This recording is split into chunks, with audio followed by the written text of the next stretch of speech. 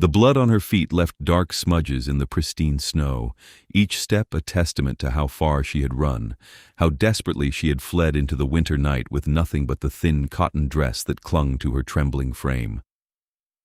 Juliana Cross had not meant to stumble into the old forest north of the city, had not intended to cross the boundary that locals whispered about in nervous tones, the invisible line beyond which the modern world seemed to fall away into something older, something that remembered when darkness held dominion over the land.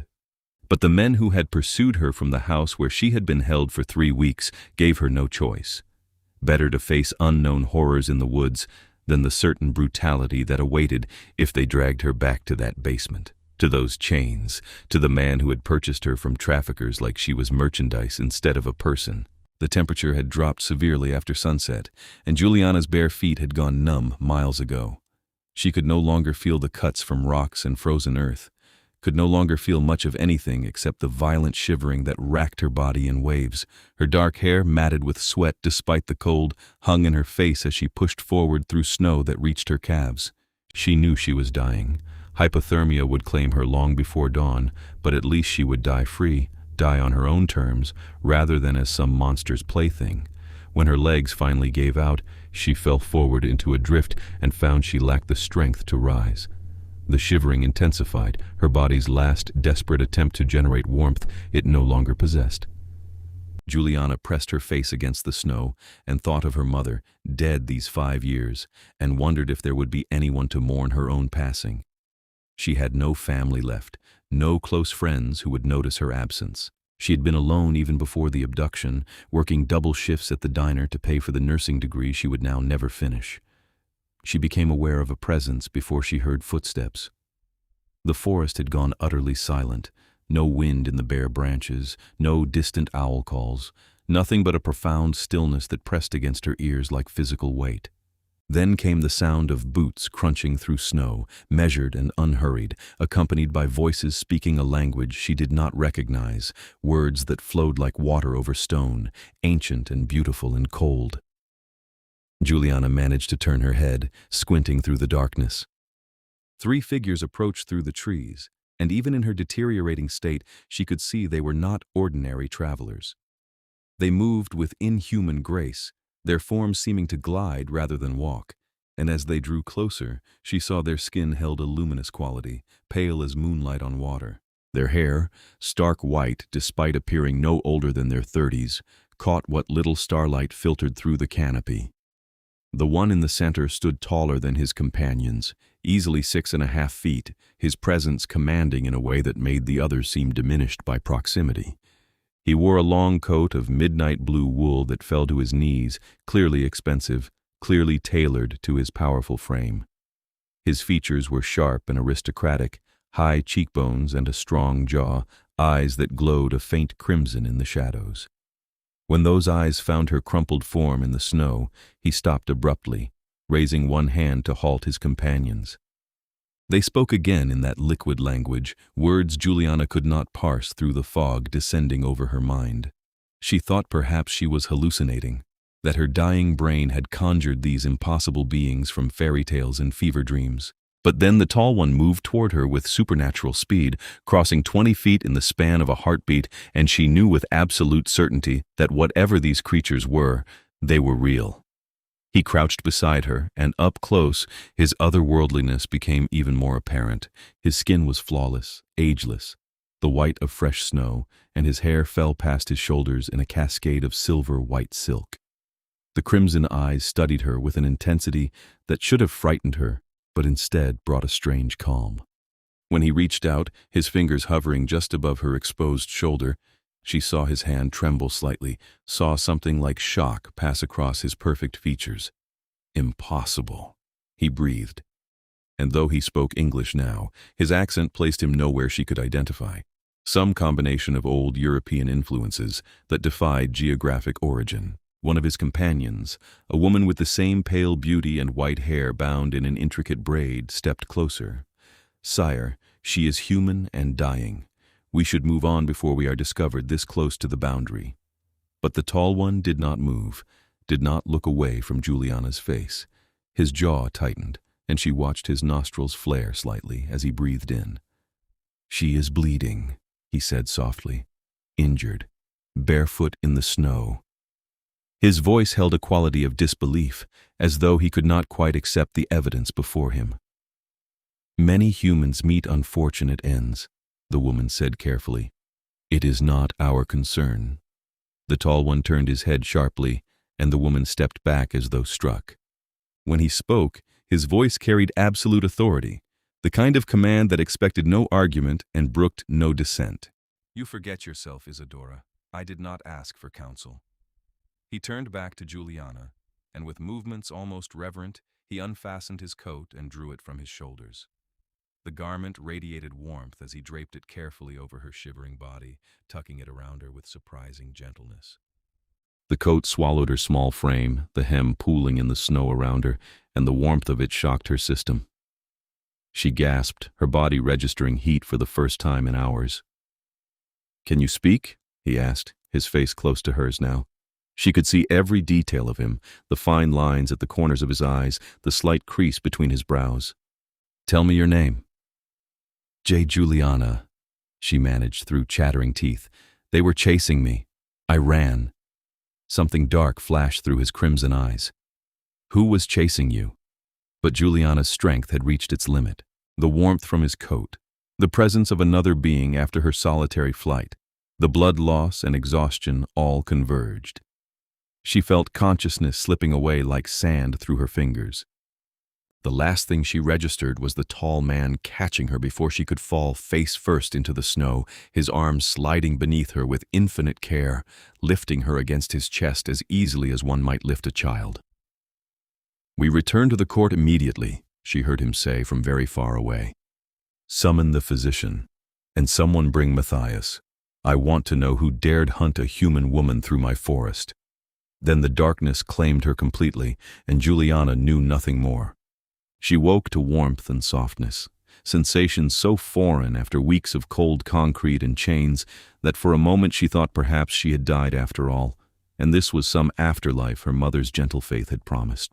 But pain does not exist beyond death, and Juliana felt it acutely as consciousness returned. Her feet throbbed, her shoulders ached from the shackles she had worn, and her head pounded with the relentless rhythm of severe dehydration. She opened her eyes to find herself in a bed more luxurious than any she had seen outside magazines. The mattress beneath her felt like floating on clouds, the sheets Egyptian cotton with a thread count that must reach into the thousands. Heavy velvet curtains the color of wine enclosed the four-poster bed partially, and beyond them she could see a room that belonged in a palace. Stone walls hung with tapestries depicting scenes from mythology, furniture of dark wood carved with intricate detail, a fireplace large enough to stand in blazing with flames that cast dancing shadows across everything. Juliana pushed herself upright slowly, registering that someone had dressed her in a nightgown of cream silk, had cleaned the dirt and blood from her skin, had bandaged her feet with professional precision. A glass of water sat on the bedside table, and she reached for it with shaking hands, drinking deeply until the glass was empty. "You should sip slowly, or you will make yourself sick." The voice came from near the fireplace, and Juliana's head snapped toward it, her heart suddenly racing. The tall man from the forest sat in a high-backed chair, his long legs stretched out before him, watching her with those unsettling crimson eyes. He had changed from the clothes he wore earlier, and now dressed in black trousers and a white shirt with the sleeves rolled to his elbows, revealing forearms corded with lean muscle. His white hair was pulled back from his face, emphasizing the sharp, inhuman beauty of his features. "Where am I?" Juliana asked, her voice rough from disuse. "The Court of Shadows," he replied. "My home. Some miles beneath the city you fled from. You are safe here." "Beneath the city?" She tried to make sense of his words. "Like tunnels?" "Like an entire world that exists parallel to yours, connected by passages known only to my kind." He rose from the chair with fluid grace and moved toward the bed, though he stopped several feet away, as if conscious of not crowding her. "My name is Zephyr Falkenrath. I am king of the vampire territories in this region, and for the past 2 centuries, I have maintained the ancient laws that keep our people hidden from human awareness." Juliana stared at him, Vampire. The word should have sounded absurd, should have made her laugh or suspect madness. But looking at him, at the preternatural stillness with which he held himself, at the faint luminescence of his skin, at the way his eyes caught and reflected the firelight like an animal's, she found she believed him absolutely.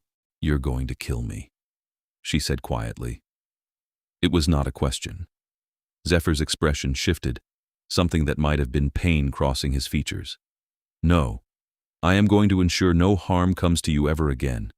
You have my word, my protection, and my vow that while you remain within my territory, you are inviolate." "Why?" The question emerged as barely a whisper. "I'm nothing. Nobody." He moved closer then, coming to stand beside the bed, looking down at her with an intensity that made her breath catch. "You are not nothing," he said, his voice low and fierce. "And the fact that someone convinced you otherwise only reinforces my determination to see you safe and whole." Juliana did not know what to say to that. She pulled the silk sheets higher, suddenly aware of how little the nightgown concealed. Zephyr noticed her discomfort and immediately stepped back, giving her space. "I will have food brought to you," he said. "You need to regain your strength. The physician who treated your wounds will visit later to check your progress. If there is anything you require, anything at all, you need only ask the attendants posted outside your door." "I don't understand why you're doing this," Juliana said. "You found a dying human in the snow. Why not just let nature take its course? Surely that would be easier than bringing me here." Zephyr was quiet for a long moment, his crimson gaze searching her face as though looking for something he both hoped and feared to find. "I cannot explain it fully," he finally said. "Not yet, perhaps not ever in a way that will satisfy, but when I saw you there, broken and freezing, something in me recognized something in you. It was as though I had been waiting centuries for that exact moment, that exact meeting, without knowing I waited at all." He paused, seeming to gather himself. "You may think me mad. Perhaps I am. But I know with absolute certainty that I could no more have left you to die than I could have walked into the sunrise." With that cryptic statement, he turned and strode toward the door. Before leaving, he looked back once more. "Rest, Juliana Cross. You are safe. I give you my word as king." Then he was gone, the door closing softly behind him, and Juliana was left alone with thoughts that spun in dizzy circles. Vampires were real. She was in some underground kingdom. A vampire king had saved her life and claimed she was under his protection. None of it made sense, yet she could not deny the evidence of her own eyes. She lay back against the pillows, exhaustion pulling at her despite having just woken. The bed was so soft, the room so warm, the crackling fire so soothing. For the first time in weeks, she felt safe. For the first time in years, she felt like perhaps she mattered to someone, even if that someone was an immortal creature who drank blood and ruled an empire in the darkness beneath the earth. Sleep claimed her again, and this time her dreams were not of chains and basements, but of crimson eyes and impossible beauty, of a voice promising protection, of warmth when she had known only cold. The days that followed fell into a pattern Juliana could never have anticipated. She healed quickly under the care of the vampire physician, a stern woman named Celine, who explained that her feet would recover completely given time and rest. The cuts had been cleaned and treated with some mixture Celine would not detail, only saying it would prevent infection and speed healing. Zephyr visited every evening without fail, arriving shortly after sunset, which Juliana learned was when the vampire world truly came alive. He brought her books from his extensive library, asked about her comfort, ensured she had everything she needed. Their conversations started cautiously, two strangers trying to navigate impossible circumstances, but gradually something warmer developed between them. She learned that he had been born in 1782, the son of the previous vampire king, that he had assumed the throne after his father's death in the early 1900s.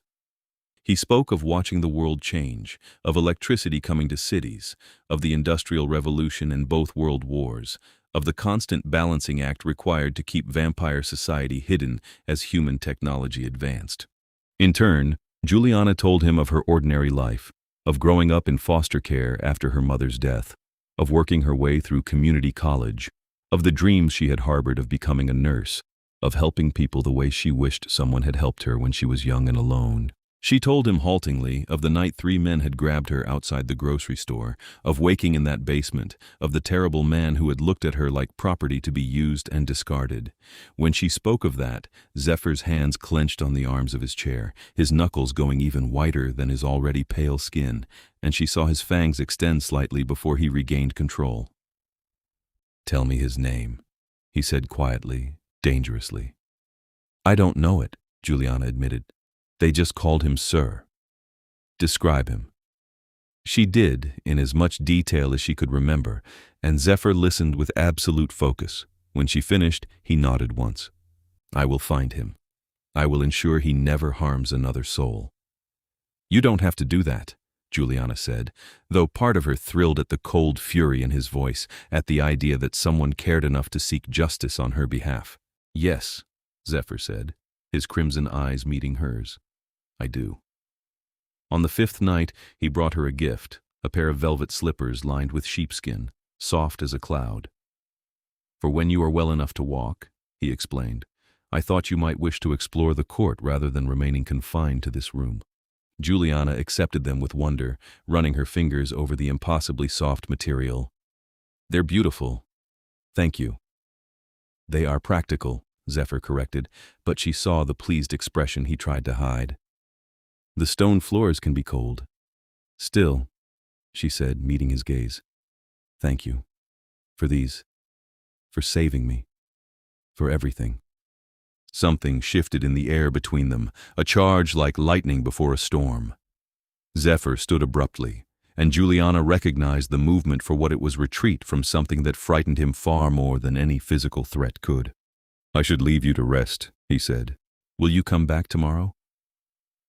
The words escaped before she could stop them, and she felt heat rise in her cheeks. "I mean, if you're not too busy. I imagine ruling a vampire kingdom takes up a lot of time." A smile touched his lips, the first genuine smile she had seen from him, and it transformed his face from merely beautiful to absolutely devastating. "I will come back tomorrow," he promised, "and every night after, for as long as you will tolerate my company." After he left, Juliana held the slippers against her chest and acknowledged the truth she had been avoiding.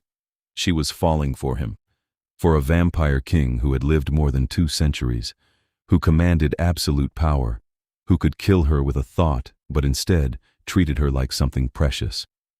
It was madness. It was impossible. But it was happening nonetheless, and she found she lacked the strength or desire to fight it. 2 weeks after her arrival, Celine declared Juliana healed enough to walk short distances. The scars on her feet would fade with time, she explained, and the other injuries from her captivity had resolved well. Juliana dressed in clothing that had been provided for her, a soft sweater and trousers that fit perfectly, though she had no idea how they had known her size, and ventured out of the room for the first time. The attendant posted outside her door, a young vampire woman named Lyra with the characteristic white hair and pale skin, offered to escort her through the court. They walked through corridors carved from living rock, the walls smooth and inlaid with veins of crystal that caught the light from sconces and chandeliers. The architecture blended medieval grandeur with modern convenience, tapestries hanging beside electric lights, ancient stone arches framing rooms furnished with contemporary comfort. They passed other vampires, all of whom stopped to stare at Juliana with varying degrees of curiosity and suspicion. She heard whispers follow in her wake, words in that beautiful language she could not understand, though the tone conveyed plenty. Some sounded hostile, others merely confused, but all seemed shocked by her presence. "They are not accustomed to humans walking freely through the court," Lyra explained quietly. "It has been many years since our king showed such favor to anyone, vampire or human." "What do they think I am?" Juliana asked. "What does the king tell them?" Lyra's expression grew carefully neutral. "He has declared you under his personal protection. That is all anyone needs to know. To harm you would be to invite the king's wrath, and none are foolish enough to risk that." They emerged into a vast chamber that stole Juliana's breath.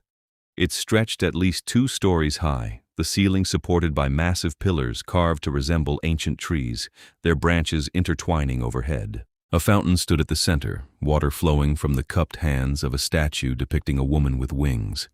Around the edges, archways led to different corridors, and Juliana could see shops, cafes, even what looked like a small park with trees growing under some artificial light source that mimicked sunshine. "This is the central plaza," Lyra said, "the heart of our community. We are not so different from humans in many ways. We have commerce, entertainment, art, music. We simply conduct it away from the sun's reach." Juliana turned slowly, taking it all in. "It's incredible. I had no idea anything like this existed." "Few humans do," said a voice behind her, and Juliana turned to find Isadora, the vampire woman who had been with Zephyr the night he found her. Up close, Isadora was breathtaking, her white hair braided with silver thread, her features elegant and cold. She wore a gown of deep green that complemented her pale skin, and she studied Juliana with undisguised assessment. "You are looking well, human, much improved from the half-dead creature bleeding in the snow." "Thanks to your king," Juliana said, keeping her voice steady despite the clear hostility in Isadora's tone. "Indeed." Isadora moved closer, circling Juliana like a predator considering prey. "You must wonder why he took such interest in you, why he would risk exposure, risk the carefully maintained balance between our world and yours, for one fragile human." "He explained that I was under his protection," Juliana said. Isadora laughed, the sound sharp and cold. "Is that what he told you? How charmingly incomplete. Tell me, has he explained the concept of a blood bond to you?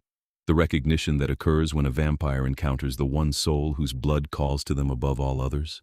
Juliana's heart began to race. "No. He hasn't mentioned anything like that." "Of course not," Isadora said, "because our dear king is attempting to be noble, to resist what his very nature demands. But you should know the truth. When he caught your scent that night, when he breathed in the perfume of your blood, he recognized you as his mate, his bondmate, the one human in all the world whose blood would sustain him better than any other, whose life force would bind to his in ways that transcend mere feeding." She paused, letting that sink in. "You are not here because of kindness, little human. You are here because every instinct he possesses screams at him to claim you, to bind you to him, to make you his in every way possible." Lyra stepped forward. "Lady Isadora, you overstep. The king's business is his own." "The king's business affects us all," Isadora snapped. "If he binds himself to a human, he weakens his position. Already the court whispers about his obsession with this creature. Already there are those who question his judgment." "Then let them question it to his face," Juliana said, surprised by her own boldness. "Rather than sending you to intimidate me." Isadora's eyes flashed. "You have courage. I will grant you that. But courage will not help you navigate a world you do not understand. You are a temporary distraction, nothing more. He will tire of you, or you will age and die while he remains eternal. This fascination has no future." Before Juliana could respond, a new presence made itself known. Zephyr appeared in one of the archways, and the temperature in the plaza seemed to drop several degrees. He moved with terrifying speed, crossing the distance in a blur, placing himself between Juliana and Isadora with protective intensity. "You forget yourself, Isadora," he said, his voice soft and infinitely dangerous. "I believe I made my position clear. Juliana is under my protection. That means she is not to be harassed, questioned, or subjected to court politics." Isadora held her ground, though Juliana saw her hands tremble slightly. "I meant no offense, sire. I merely thought the human should understand the situation." "The situation is none of your concern." Zephyr's crimson eyes blazed. "You will not approach her again without my express permission. You will not speak of her to others. You will, in fact, pretend she does not exist unless I say otherwise. Is that clear?" "Perfectly, sire." Isadora bowed stiffly and retreated, her expression tight with barely controlled anger. When she had gone, Zephyr turned to Juliana, his features softening. "Are you all right? Did she hurt you?" "I'm fine," Juliana said. "Just confused. Is what she said true? About blood bonds and mates?" Zephyr closed his eyes briefly, and when he opened them again, they held something that looked like resignation. "We should speak privately. Come." He offered his arm, and after a moment's hesitation, Juliana took it. He led her through the court, taking corridors she had not yet seen, until they reached a room that was clearly his private study. Books lined the walls from floor to ceiling, and a massive desk sat before windows that looked out on an underground river, the water glowing faintly with bioluminescent algae. Zephyr gestured for her to sit on a leather sofa near the windows, and he took a chair across from her, maintaining careful distance. For a long moment, he simply looked at her, and she saw centuries of experience in his gaze, layers of memory and loss and loneliness that made her chest ache. "What Isadora told you is true," he finally said. "When I found you in the snow, I recognized your scent immediately as that of my bondmate. It is rare, perhaps 1 in a million vampires ever encounters such a match, but when it happens, it is unmistakable. Your blood calls to me in ways I cannot adequately describe. It would sustain me better than any other, would nourish me more completely, would create between us a connection that transcends the normal bond between vampire and human." "So you saved me because you want to drink my blood," Juliana said flatly, trying to ignore the hurt that lanced through her. "No." The word came out sharp and emphatic. "I saved you because I could not do otherwise. Because seeing you hurt and dying caused me pain I have not felt in 200 years. Because you matter, Juliana, in ways that have nothing to do with blood and everything to do with something I do not yet understand." He leaned forward, his hands clasped between his knees. "Yes, your blood calls to me. Yes, I am drawn to you in ways both powerful and uncomfortable. But I have not fed from you, will not feed from you, because I want you to have choice. I want you to be here because you choose it, not because some biological imperative binds you to me." Juliana absorbed this, turning it over in her mind. "So all of this, the protection, the care, the visits, that's you fighting your instincts?" "That is me trying to do what is right," Zephyr said. "You have been hurt enough. You deserve safety, recovery, the chance to decide your own future. If that future includes returning to the human world, I will provide you with resources, money, a new identity if needed, whatever you require to build the life you want." "And if I don't want to leave?" The words emerged before she could reconsider them. Zephyr went very still. "You should leave," he said quietly. "You should take what I offer and build a normal life with a normal man who can give you daylight and children and a future that does not involve hiding beneath the earth." "That's not what I asked." He rose abruptly, moving to the window, his back to her. "If you stay, everything becomes more complicated. The court will not easily accept a human in a position of influence. There will be those who see you as a weakness to exploit, others who will resent your presence, still others who will actively work to undermine or harm you. And He broke off, his shoulders tight with tension. "I am trying very hard to be honorable, Juliana, but the longer you remain, the more difficult it becomes to maintain that distance." She stood and crossed to him, placing a hand on his arm. He flinched at the contact as though burned, but did not pull away. "What if I don't want distance?" she asked softly. He turned to face her, and she saw the raw hunger in his eyes, the desperate control he maintained. "You do not know what you are asking. Then tell me. Explain it to me." "The bond," he said, his voice rough, "is not merely about blood. If I were to bind you to me completely, if you were to consent to it, we would be connected in every way. Your emotions would become mine, mine yours. I would be able to find you anywhere, feel your pain, your joy, your fear. You would never be truly alone again, but you would also never be truly free. And He reached up, cupping her face with a hand that trembled. "I would want all of you, your time, your attention, your affection. I have lived centuries alone, and I am not gentle in my passions. I would be possessive and demanding and entirely too intense for someone as young as you." "I'm 23, Juliana said, "an adult, capable of making my own decisions." "You are a child compared to me," Zephyr countered. "I have lived more than 2 centuries. The power dynamic alone makes this inadvisable." "You saved my life," Juliana said.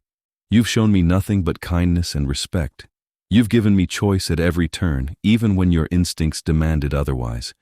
That doesn't sound like someone who would abuse power. That sounds like someone who understands exactly how precious trust is and refuses to break it. His thumb brushed across her cheekbone, the touch achingly gentle. I want you to be sure, he said. I want you to understand what you would be choosing. Life with me would be unconventional at best, dangerous at worst. You would have to give up sunlight, would have to live in a world that most humans never know exists. And I cannot promise you children or a normal future, though the bond would extend your life considerably, slow your aging. You would live centuries rather than decades, but you would still be human, still mortal. I would watch you die eventually, and that pain. He closed his eyes. I am not sure even I am strong enough to bear it. Maybe we don't have to think that far ahead, Juliana suggested. Maybe we just take it one day at a time and see what develops. You deserve more than maybe, Zephyr said. You deserve certainty and security. What I deserve, Juliana said, rising on her toes to bring herself closer to his height, is to decide for myself what I want. And what I want is to stay. What I want is to know you better. What I want is to see where this leads, bond or no bond. For a long moment, they stood frozen, his hand still cupping her face, her hands resting against his chest where she could feel the slow, steady beat of his heart. Then Zephyr made a sound somewhere between a laugh and a groan and kissed her. His lips met hers with a gentleness that belied his earlier warnings about intensity, a soft brush of contact that sent electricity racing through her veins. He kissed her like she was something infinitely precious, infinitely fragile, like he feared she might shatter if he used even a fraction of his true strength. His other hand came up to cradle her face, holding her steady as he deepened the kiss incrementally, giving her every opportunity to pull away. She did not pull away. Instead, she pressed closer, her fingers curling into his shirt, opening her mouth beneath his. She felt the sharp points of his fangs and shivered, not with fear, but with a strange exhilaration, a recognition that she stood at the edge of something vast and unknown, and chose to leap anyway. When they finally broke apart, both breathing heavily despite his limited need for air, Zephyr rested his forehead against hers. This is madness, he murmured. Probably, Juliana agreed, but I think I'm okay with that. He laughed then, a real laugh full of genuine warmth, and the sound made her smile. You are going to turn my whole world upside down, he said. Good, Juliana replied. From what I've seen, it could use some shaking up. The weeks that followed were the happiest Juliana had ever known. Zephyr courted her with old-world formality that might have seemed absurd if it had not been so clearly heartfelt. He brought her flowers cultivated in the court's underground gardens, took her on walks along the glowing river, taught her to dance to music that predated her birth by centuries. They talked for hours about everything and nothing, sharing histories and dreams and fears. She learned that he loved classical music, but harbored a secret fondness for jazz, that he had taught himself 8 languages over his long life, that he had once traveled to Japan and fallen in love with the art of tea ceremony. He learned that she had a gift for drawing, that she sang off-key but with enthusiasm, that she had never traveled outside her home state, but dreamed of seeing the ocean. The court gradually accepted her presence, though she knew many remained suspicious. Lyra became something of a friend, explaining vampire customs and helping Juliana navigate the complex social hierarchies. She met Matthias, Zephyr's closest advisor, a vampire even older than the king who regarded her with cautious approval. She attended court functions at Zephyr's side, wearing gowns he had commissioned for her, learning to hold her own in conversations with beings who had lived through history she had only read about in books, and slowly, carefully, their physical relationship deepened.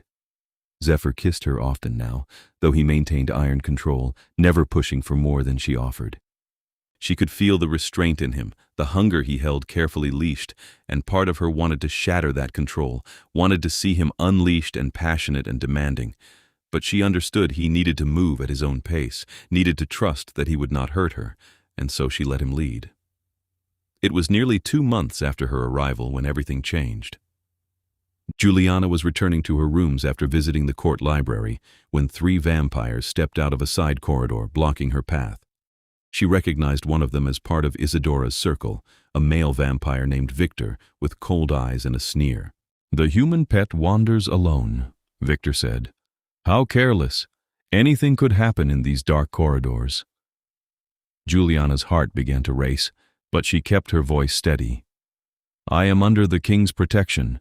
You would be wise to remember that."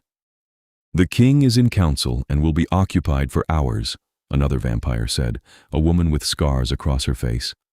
"No one would even know until much later. Accidents happen after all." They advanced, and Juliana backed up until she hit the wall. Her mind raced, trying to remember everything Lyra had taught her about vampire society. "You would violate direct royal decree for what? To prove some petty point? He would destroy you. He is weakened by his obsession with you," Victor said. "Others see it even if he does not. He spends his time playing house with a human instead of leading. You are a distraction that needs to be eliminated. Touching her would be the last thing you ever do."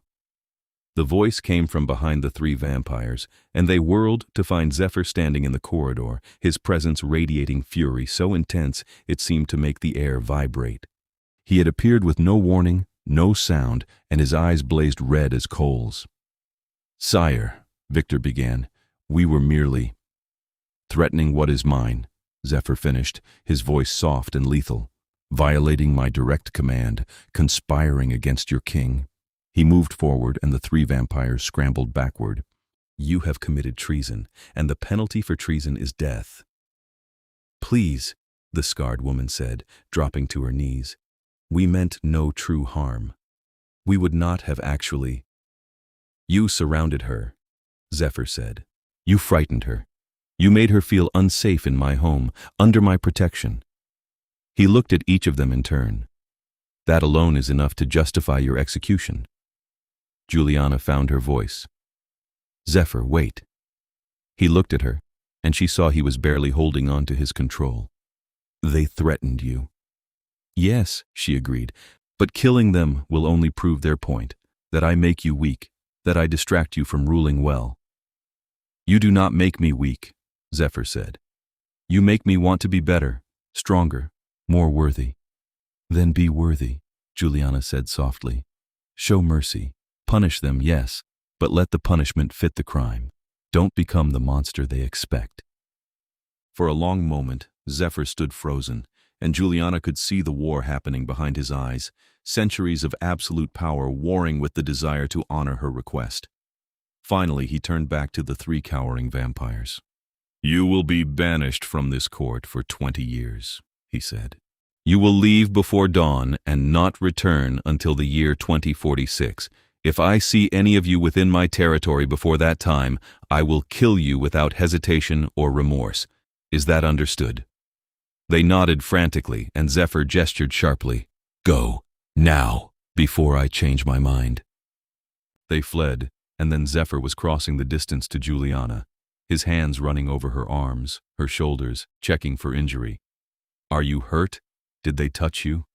"I'm fine," she assured him. "They just scared me."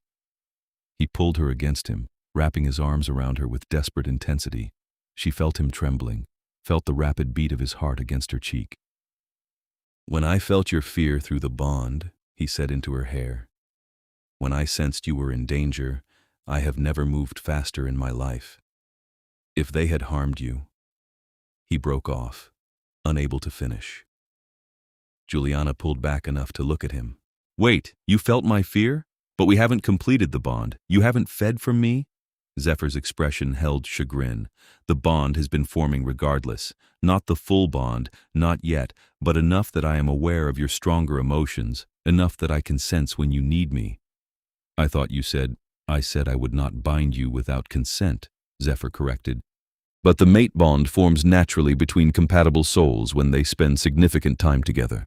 I did not deliberately create it, but I confess I have done nothing to prevent it either."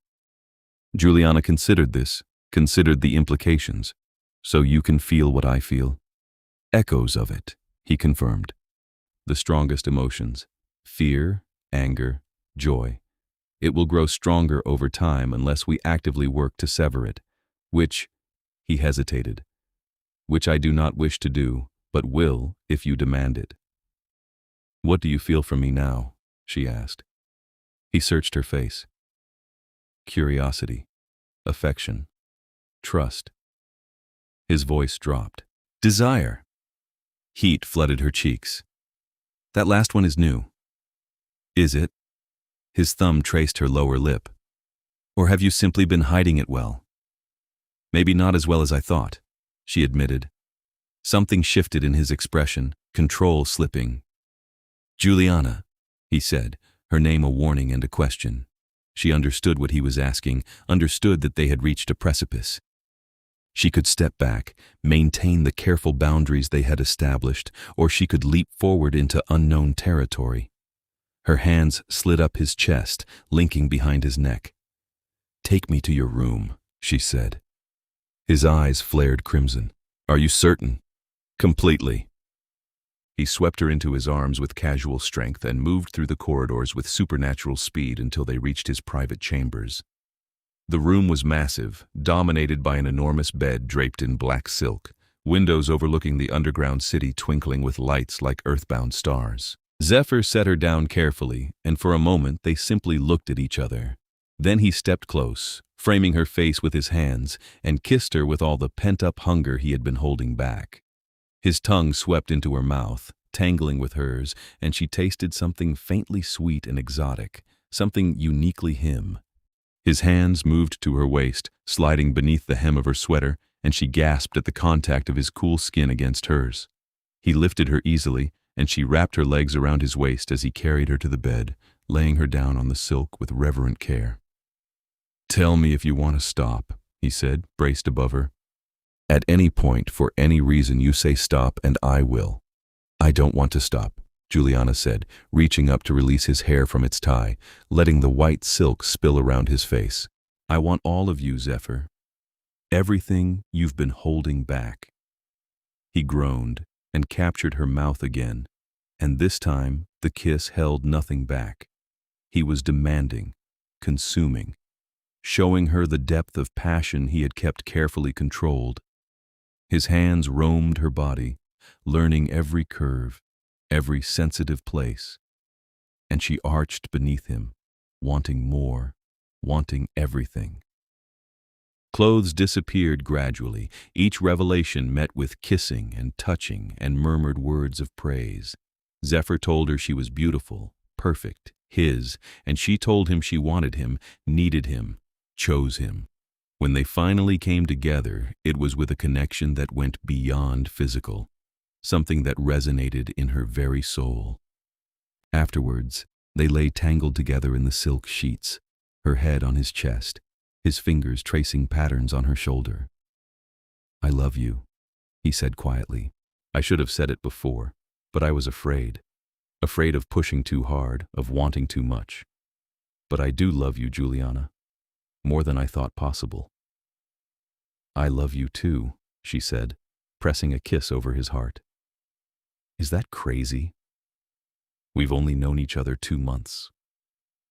I have lived 200 years, Zephyr said. I have known countless people, experienced more than most humans could imagine, and not one moment of those 2 centuries felt as real, as vital as the past 2 months with you. She tilted her head to look at him. The bond, she said. The complete bond. What would it require? His hand stilled on her shoulder. Are you asking hypothetically, or? I'm asking because I want to know what it would mean, what it would require. He shifted, pulling her more fully against him. It would require you to consent to me feeding from you, not a large amount, not enough to weaken you, but enough to establish the link fully. Once that happens, we would be connected permanently. I would be able to find you anywhere, feel your emotions clearly, sense if you were in danger. You would gain some limited awareness of me as well, though the bond flows more strongly from human to vampire than the reverse. Would it change me? Juliana asked. Make me less human? Not immediately, Zephyr said. But over time, yes. The bond would slow your aging considerably. You would become more resistant to illness, heal faster. You would be stronger than a normal human, though not as strong as a vampire. Your lifespan would extend by centuries, though you would still eventually die. And you would be bound to a mortal, Juliana said softly. You would watch me age and die while you remained unchanged. Yes, he agreed. But the centuries I would have with you would be worth the pain of losing you. I would rather have that than live another 200 years alone. She was quiet for a moment, absorbing everything. Then she said, I want the bond. I want to be connected to you completely. I choose this, Zephyr. I choose you. He turned her to face him, his crimson eyes searching hers with desperate intensity.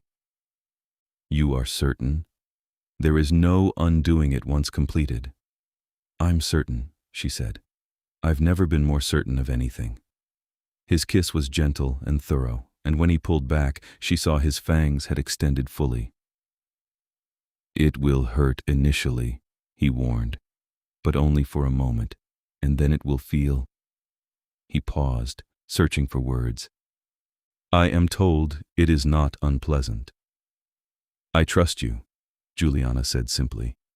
He tilted her head to the side, exposing the column of her throat, and pressed a kiss to the spot where her pulse beat strongest. I love you, he murmured against her skin, my mate, my heart. Then his fangs pierced her skin, and she gasped at the sharp pain. But he was right. It lasted only seconds before transforming into something else entirely, a rush of pleasure that radiated from the bite site through her entire body. She felt him drinking, felt the pull of her blood flowing into him, and beneath that, she felt something else.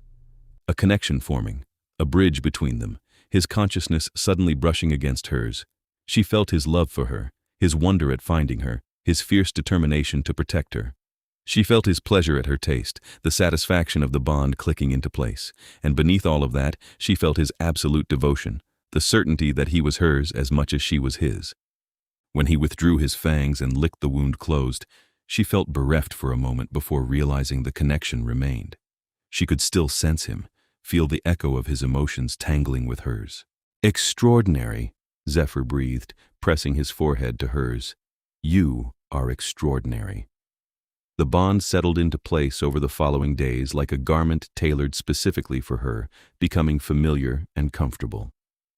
Juliana found she could sense Zephyr's location within the court, could feel the basic shape of his emotions even when they were apart.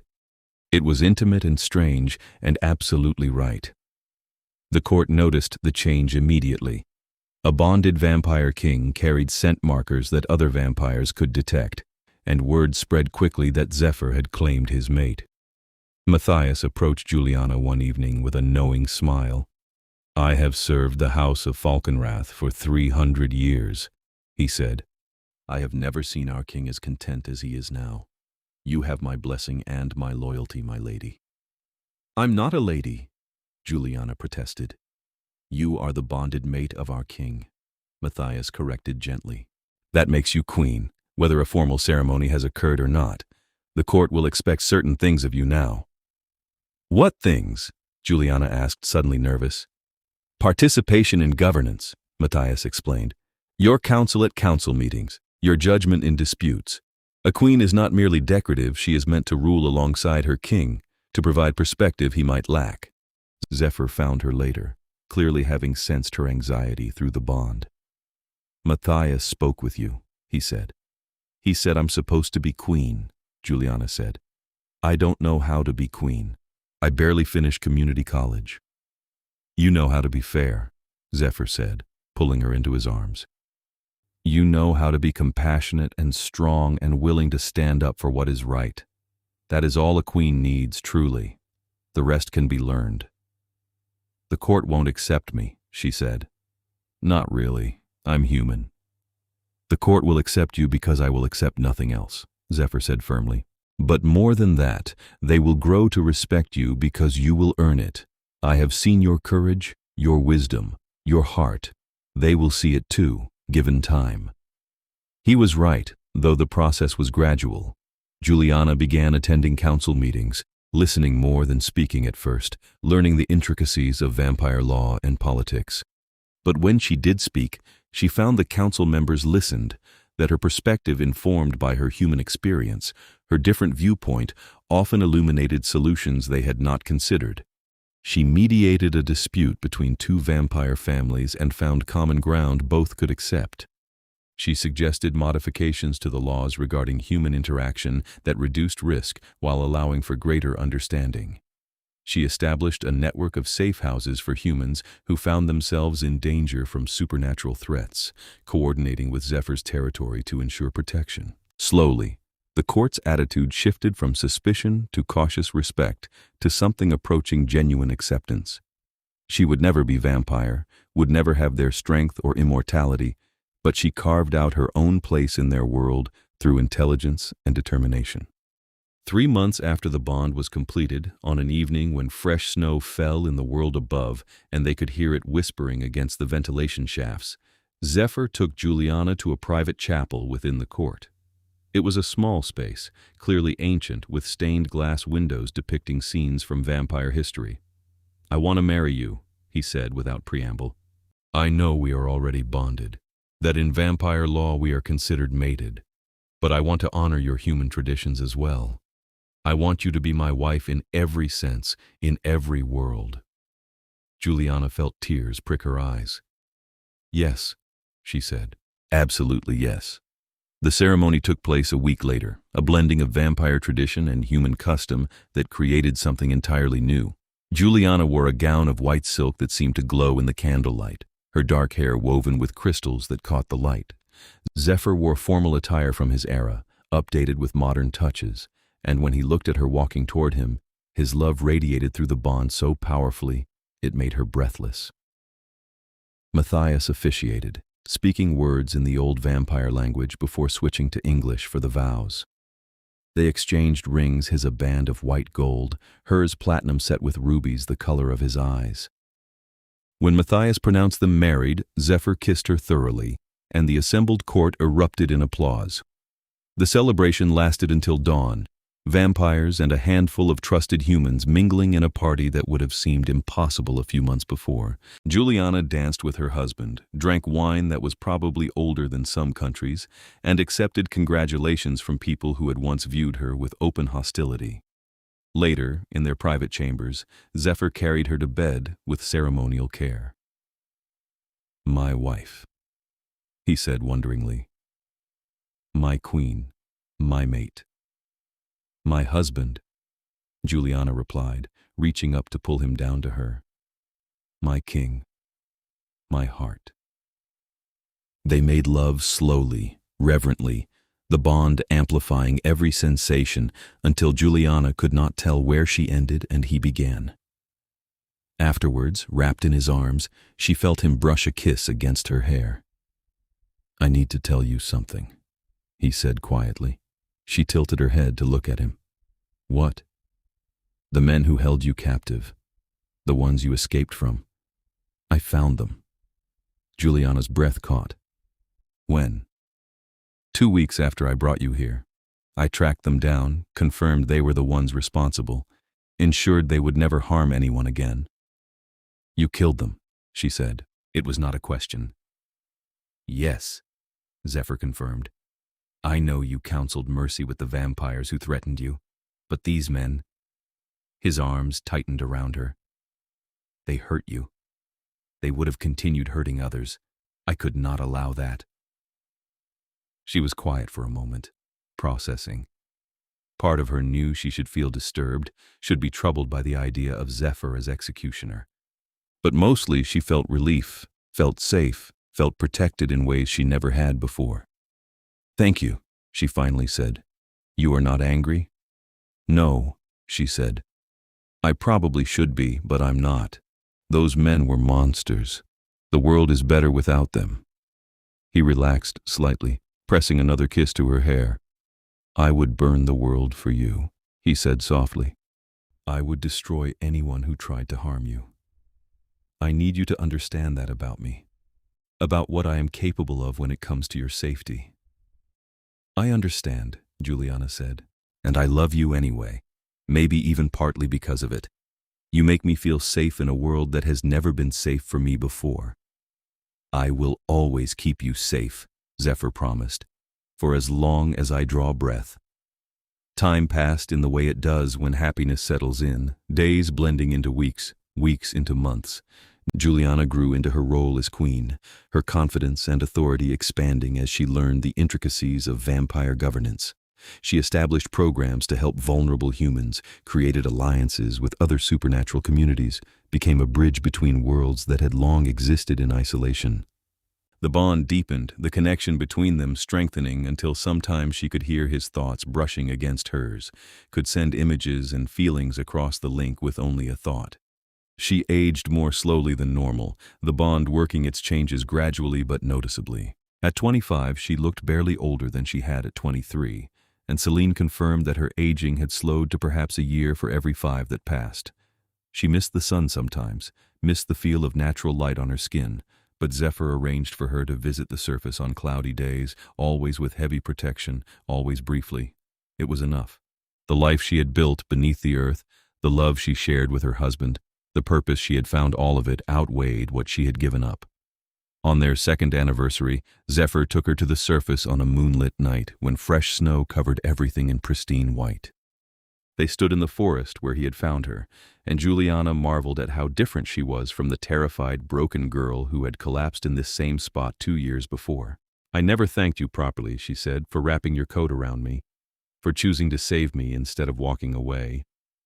Zephyr pulled her close, and she melted into his embrace. "I could never have walked away," he said. "The moment I saw you, shivering and barefoot in the snow, I knew you would change everything. I knew I would spend the rest of my existence grateful for the chance encounter that brought you to me." "Some chance," Juliana said. "I think fate had a hand in putting me in your path." "Then I am grateful to fate," Zephyr said, tilting her face up to kiss her, "for bringing me the greatest gift I could ever receive, my soulmate, my love, my Juliana." She kissed him back, pouring everything she felt through the bond, letting him feel her joy, her contentment, her absolute certainty that she was exactly where she belonged. Above them, snow began to fall again, dusting their hair with white, but Juliana felt no cold. Wrapped in her husband's arms, connected to him in every way possible, she had never felt warmer. They returned to the court, as the first light of dawn threatened the eastern horizon, retreating to their chambers where they made love with the slow, thorough passion of 2 people who knew they had all the time in the world. Afterwards, Juliana lay awake while Zephyr dozed, his head on her shoulder, his white hair spread across the pillow like silk. She thought about the girl she had been, working double shifts and dreaming small dreams, never imagining a life beyond survival. That girl was gone, transformed not just by the bond, but by love, by purpose, by the discovery of her own strength. She had found family in the court, friends among beings she once would have considered monsters, and a love deeper than anything she had imagined possible. Life would bring challenges, she knew. There would always be those who resented her position, who saw her humanity as weakness. The world was changing rapidly, technology advancing in ways that made hiding supernatural society increasingly difficult. There would be conflicts to navigate, laws to update, alliances to forge and maintain. But she would face it all with Zephyr at her side, their bond unbreakable, their love the foundation on which everything else was built. She had centuries ahead of her, centuries to make a difference, to build something lasting, to live fully and completely in ways she never could have alone. The future stretched before her, vast and unknown and full of possibility. And for the first time in her life, Juliana looked forward to it, not with fear, but with eager anticipation. Whatever came, whatever challenges or joys the years ahead might bring, she would face them as she faced everything now, with courage, with love, and with the absolute certainty that she was home. Zephyr stirred beside her, his hand finding hers beneath the sheets, their fingers interlacing with the easy familiarity of long practice. Through the bond, she felt his love wrapping around her like a warm blanket, constant and unshakable. "Sleep, my love," he murmured, not fully awake. "I have you." And she did sleep, safe and cherished and completely, perfectly content. The girl who had been shivering barefoot in the snow was gone forever. transformed into a queen who ruled beside a king who would move heaven and earth to keep her safe. It was a better ending than any fairy tale, and it was only the beginning of their story.